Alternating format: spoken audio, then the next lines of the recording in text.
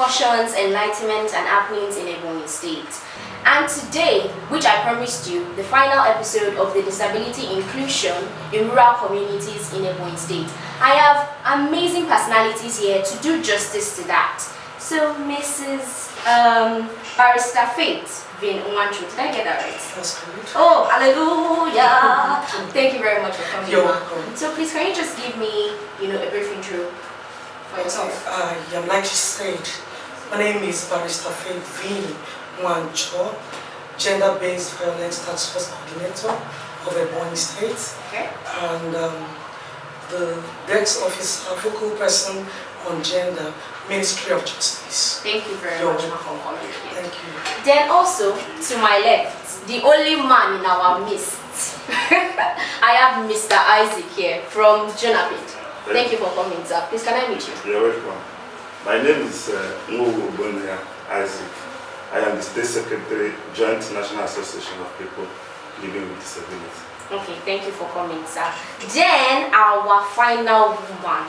When women are together, we make moves. So, Mrs. Njideka, please can I meet you? Sorry, my ego is still I'm learning. Thank you so much.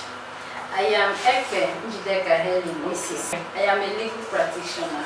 Okay. I work with KYI. Okay, as well. So thank you very much, everyone, for coming to discuss and do this with me today. So basically, today we'll be talking about imploring legal tools to address exclusion of persons with disability. Basically, I want Mrs. Njideka to just tell me, she has been to most of these special education schools. So how was, the environment, the government, how are they working? All right, thank you very much. The environment, I must confess, is not a conducive place for learning.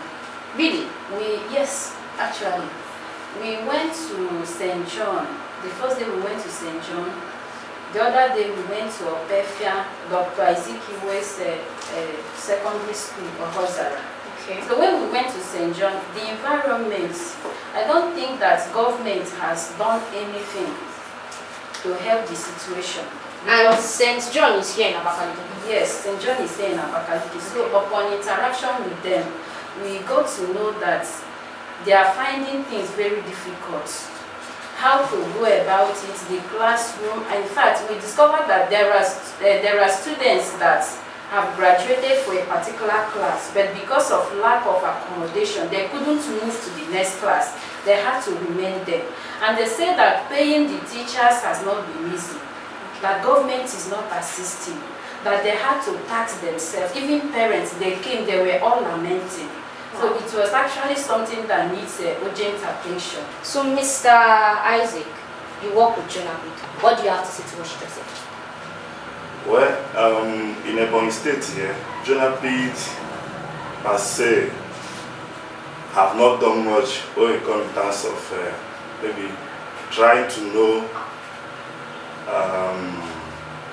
like making awareness, creating awareness in terms of people getting to know the disability. Yes, I must be sincere with that. Like the issue of education inclusive we are talking about now, we have not for one day discussed about it. So Ma, you are a barrister and you've been working with gender-based violence. Let me give you a story now. When Chinenye was here, she's outrightly blind. So she came and she shared her story with me. And she also mentioned a case of a friend that was raped in her community. And her parents, especially her mom, was telling her that she should be happy that a man, made advances towards her and even noticed her that now she can have a grandchild and whatever like that she should be. I don't even know. I couldn't confirm. In coming from, the view of the Lord, what can be done? The whole lot.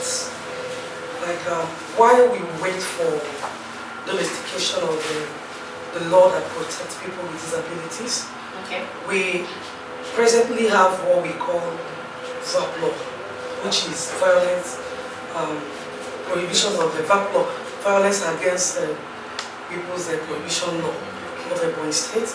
that was passed in year 2018 and presently about 2 or 3 months ago was amended to bring in some other items that will enable the law get stronger teeth and be able to get a proper implementation around issues of gender-based violence. We are presently waiting for the governor's assent into that amended law. With that being said, the VAP law is there and it's been implemented. But if this lady now should come out, she can get justice? She has her human rights. The VAP law covers rape.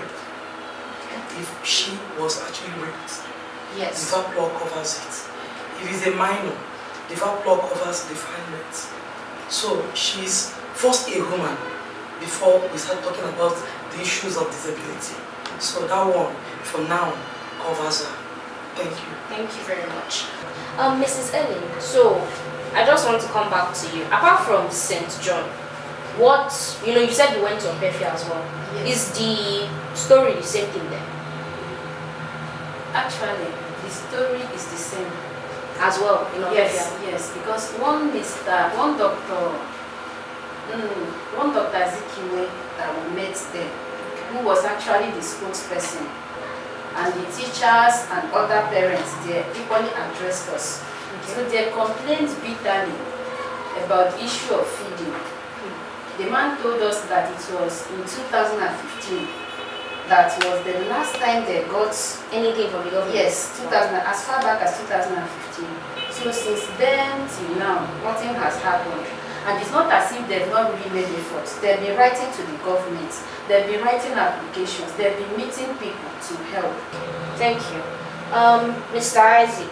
Yes. But one thing I like about you is that you're not trying to really cover up or defend the whole thing. That is my community, so if I should cover them up, I want to deal with myself. Of course.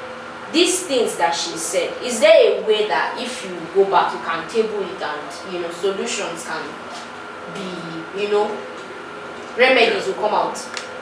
Yeah. Let me tell you, John Appice is supposed to be collecting some subvention from the state government. Okay. Supposed to be funding our activities. Like what the record we have, the previous government of energy is giving the John Appice association as a budget convention, yes. But this present one, since I started with them, that was December last year. Nothing.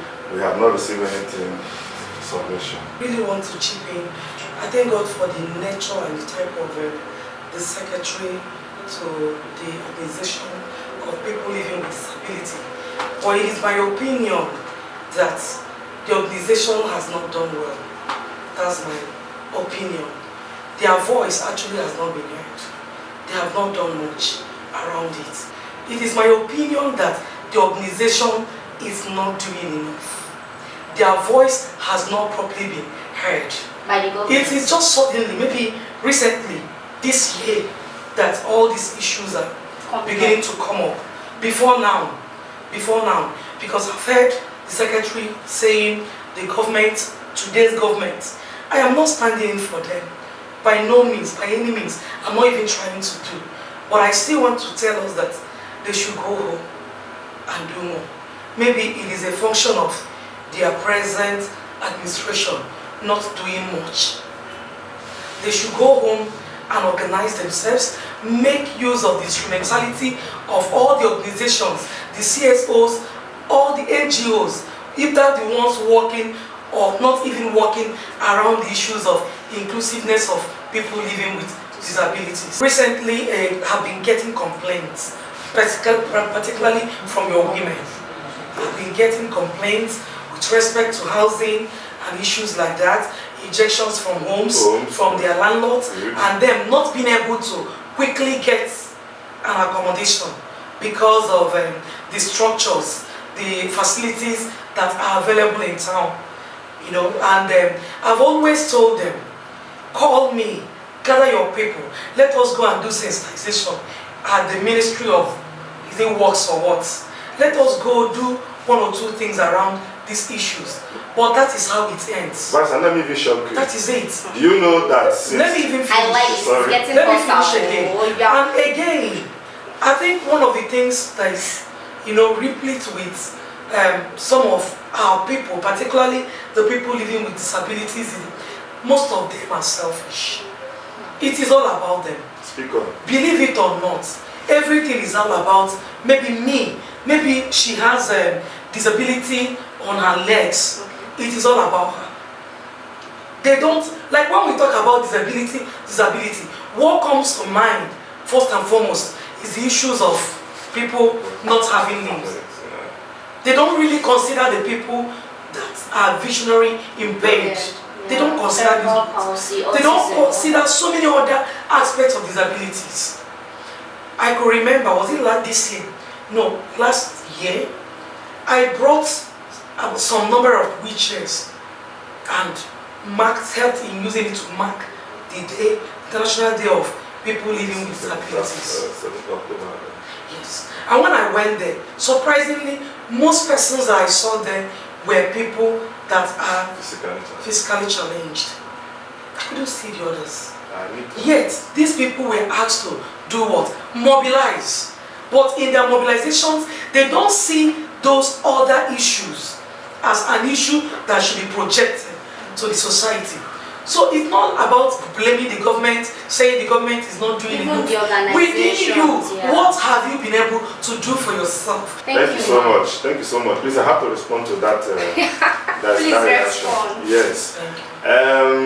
I will not disagree with you to some extent, because to be frank with you, the Joint National Association of People Living with Disabilities, the state chapter, we are not doing much.